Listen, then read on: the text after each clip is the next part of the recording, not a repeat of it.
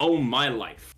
That was such a long, close set from both players, and I really have to feel for Elbardo falling into losers and having to play another set against a Min. Oh, that's why they were fighting so hard. I get it now. It makes sense. All of that work, you're fighting so hard, and you're coming off that loss to be told, "Hey, you ready to play your next set?" You've got a Min. You were to run DDD into Olimar and then DDD into Min. I feel for Elbardo. That is definitely a name to remember, though. But definitely another one to remember is Perla. Perla put on such a show, showing us why. Look, the EU is lacking in Olimars. Let me show you why it shouldn't be. This character can do things. This character is really fun. This character is really solid, and they send the heat wherever they can. And oh, I recognize this name. Yeah, I think recognize this one from earlier. Well, we've got our returning Donkey Kong player himself, King, going up against a very exciting player in Supahsemmie. Oh, now I have seen Supahsemmie before. Supahsemmie is a ton of fun. A really, really good Young Link, one that keeps the heat on at all times. And King, we obviously saw earlier, is a DK that plays like they've got nothing to lose. The giant punches and the silly hands are the flavor of the month. And do you think Supahsemmie's going to be ready for this kind of DK? I reckon Supahsemmie might be ready. He's got a lot of experience. He's been around the bush, you know. He's been around for quite a while. Feel like if you're playing Smash for too long, you really do have to know how to deal with King Donkey Kong. Oh, I've got DDD on my brain. It's just I've been watching it for so long. You see Siski in the back with some of the other Spanish crowd looking like they're having a great time supporting their boy, trying to take it down, the king of France himself. Oh no, that's still coming later. That's Gluttony coming after this. My mistake. It's Supahsemmie now. We did just talk about this. Oh, it's been a long day. Of course. I'm excited to see. I don't know how this matchup's going to go, because to me, like, I'm going to say the obvious thing here, right? DK is Young Link combo fodder, but then again, DK is everything combo fodder. So I'm not quite sure. Obviously, we're going to be seeing a very low percent advantage go to Supahsemmie, but it's the moment that it hits the point that Supahsemmie is the one in disadvantage. Young Link having quite a linear way to get back to the stage, and also quite a linear way to escape some of bad options. It's going to be interesting to see how King can punish it, you know? Yeah, definitely. That is definitely true, and it will be interesting to see if Supahsemmie's disadvantage can be abused.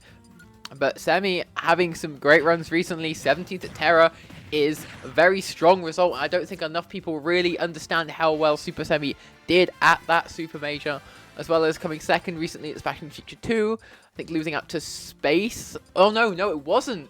That was it lost to a Rosa in solo, I believe, in Grands. That was a fantastic run from solo, I think, that tournament. But Semi is a very strong opponent. Very good combo game. Very solid fundamentals of the game. So even though King might be able to abuse the linear nature of, Young Link off stage, is he going to get the Young Link off stage in the first place is the real question in my brain of, like, Supahsemmie's combo game and flowchart could be so good, there is just no room for the DK to force that advantage. Yeah, I think it's going to be interesting. I think stage bans are also actually going to be really huge in this. There are some matchups where you see stages get banned and picked, and it's like, okay, yeah, you're just going to neutral things because you want, like, an honest kind of who is the best here type of scenario. But I feel like both characters here have very clear-cut, this stage will work here, this stage will not work here. So I'm curious to see who bans and picks what to play into that mentality. Yep, and the main thing we have to talk about is the fact that Yoshi's story is gone. That was the first ban on the table from Supahsemmie. Yeah, Supahsemmie is not going to fall for the same holes that we've seen other fall for, of giving DK good stages even if they're good for their character. So instead we have got SBF. It is, at the end of the day, quite a neutral stage for the two. We're opening this up with a good way of kind of feeling each other out, scoping out the opposition before we go into maybe more ludicrous stages later on. Yep, yeah. I personally think that SBF is the most neutral stage in the list. At least that's my take on it. Anyone that thinks PS2 is the most neutral stage, they need to rethink their life decisions, because that's not a neutral stage. But we are on to this SPF for game 1. We'll have to see what King can do to get through the arrows, the bombs, the boomerangs, and the sword that this young Link can throw at him. Yeah, this is the issue. It's everything in the kitchen sink coming your way, and when you've got a body the size of the Empire State, that's when the problem comes in. Doesn't matter if you're related to King Kong or not, your power means nothing if you can't touch the guy. Young Link coming out with Blades of Fury, nice upbeat into up air time and time again, and passed up again. That big body just can't escape the whirling Blades of Death. Yeah, really need to be careful on Young Link's shield, because Young Link has that upbeat out of shield as such a fast, good out of shield option. You make that mistake, you're really asking for disaster. And right now, Supahsemmie coming out strong, showing the power of this character and the power of the combos that he has. Yeah, wow, what a way to capitalize, making use of that excessive weight, that giant bulk that King is toting around, because, you know, it may mean that you can't kill as easy, but it means that, you can't kill as early, but you can definitely find easier kills at the later percents when you can still confirm when you can't normally. Now, King has a bit of a, he's realizing, I think, that maybe this range, maybe the options here, they're becoming a bit much to cope with. So he's taking his time this time. He's not kind of just going in. He's waiting for Supahsemmie to commit to an option like that. Shoot, that killed? Sorry, what? Who? What? I think there might be some questionable DI going on that one, because I definitely shouldn't have killed with the optimal DI, but King will be taking that and will be running as far as he can with that kill. But right now, Supahsemmie's not letting him get any distance away from him, putting the pressure straight on, trying to just keep that stock advantage by taking another one. Yeah, there we go. There's the down air, straight to the spine. Back in the stone it goes. Supahsemmie takes that second stock from King. Now, if this stock is going to go the same as the first one, King is going to come in with a new vigor and try and take some extra purchase on Supahsemmie. Try and get some more damage returned back to the sender. But Supahsemmie this time is having none of it. It's stuck in DK's face. Young Link refuses to move and just gets hit after hit. The damage is rising and it refuses to stop. Even if Supahsemmie's on the other side of the stage, they're making it look like King is drowning. Yeah, I mean, you cannot forget how safe those Young Link's projectiles are. They are so fast with so little end lag that it's very difficult for DK to really get anything going, even when Semmie's putting this pressure on his shield. And as you can see, he's just kind of jumping over the shield, weaving around it, weaving the projectiles in, and getting that nair. It's just going to take the game. Supahsemmie played super well in that game 1. Oh my god, yeah. An actual force to be reckoned with. Young Link taking to the skies like it's where they were born to be. Supahsemmie showing a complete knowledge of their character. They were finding stray hits and random bursts out of shield and converting them into full combo strings that would either do so much damage it was ludicrous, or a kill. And King was just struggling to even exist, let alone get in there. And being real, there's counterplay that can happen, but let's be real, Kara, it's just the detriment of his character, right? Yeah, it definitely is. Donkey Kong has a lot of good things going for him, but as you said earlier, being a big body means you also have a lot of bad things going for you as well, especially against a player who is good at abusing that. That's why often heavies kind of have this wall, right, where you just hit this certain caliber of player who know how to abuse that weakness of just being inbuilt into your character, and all of a sudden you're struggling to get higher or better results than the, you know, where you currently are. Yeah, it's like right now, right? The game started, King is just struggling to find that in. He's managed to get in, even all the way in Supahsemmie's face, actually had to disengage there. Seeing the pressure that Supahsemmie had on King's shield, if you tried to take any kind of advantage from that, you were just going to suffer more than you were going to be dealing back. And they're still just struggling to find anything. Tries to get down B just through the cracks there, but it doesn't even come out in time. Supahsemmie is omnipresent, is always there finding more damage, and King has barely got a look in before they've dropped that first stock. Kara, what is happening here? I do not know, but Supahsemmie knows that we are running a bit late in this pool and is just trying to get us done on time at the moment, and he's just putting on a clinic. Supahsemmie is such a clean player, really showing the power of this Young Link, and why Young Link is often what a lot of people say is slept on as a character. Finds the grab, going for the up throw, tries to hit the arrow on landing, but doesn't manage to get it. Boomerang comes out, but even the boomerang on the way back, stopping King from getting anything going at all. Just beautiful work. Yeah, these projectiles are putting in a whole shift and a half. There's the grab, there's the throw.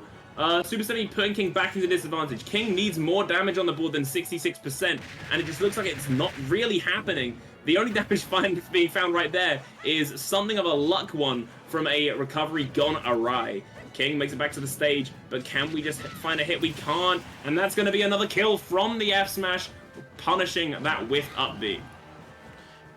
Yeah, and it's another 2-stock lead for Supahsemmie, but I say that now it's a 1-stock lead, doesn't manage to pull bomb or do anything to get a recovery from that low down in the blast zone, but King still has his work cut out for him. Supahsemmie playing super well again, but what a cheese that he gets with that down air, and all of a sudden this game is even Stevens.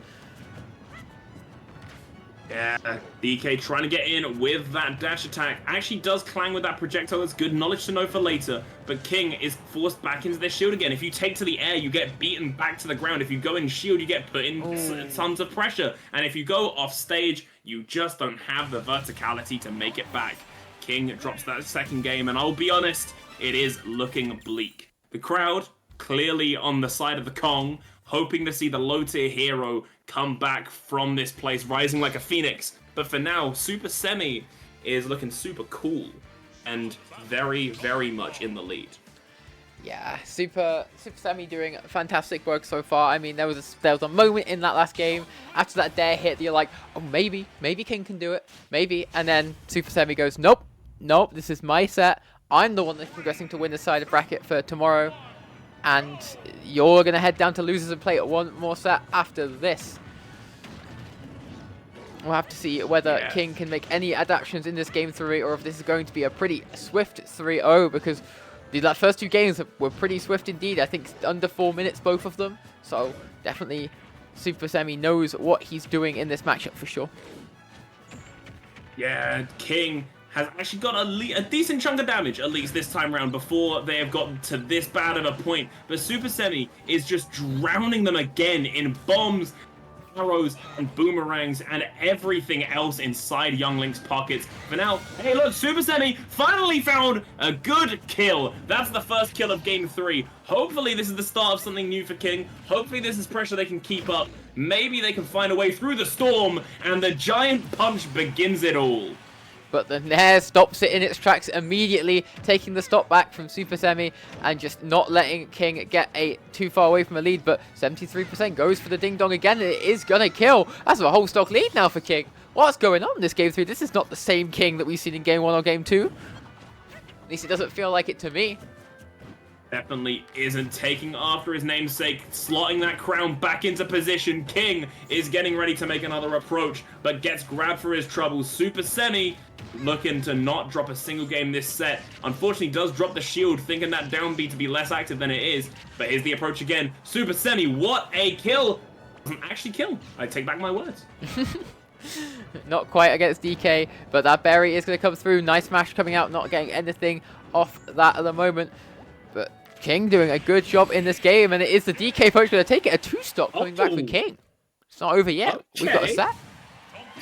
Look at the pop-offs. I was going to say, I don't know who that is in the crowd, but they are ecstatic. So King, King's a bit more reserved, though. King is like, okay, it's not over. I believe this area of the crowd is this same region of Spain as where King is from.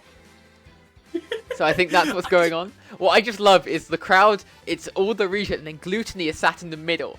And if you saw that pan right there was loads of people popping up, and Gluttony just sat right in the middle, like straight-faced. It was just He's like, enjoying what himself. a look. He's having a good time. He's having a good time. He's ready for his final set coming up after this one. But you have to wait a bit longer because King managing to take us to a game 4.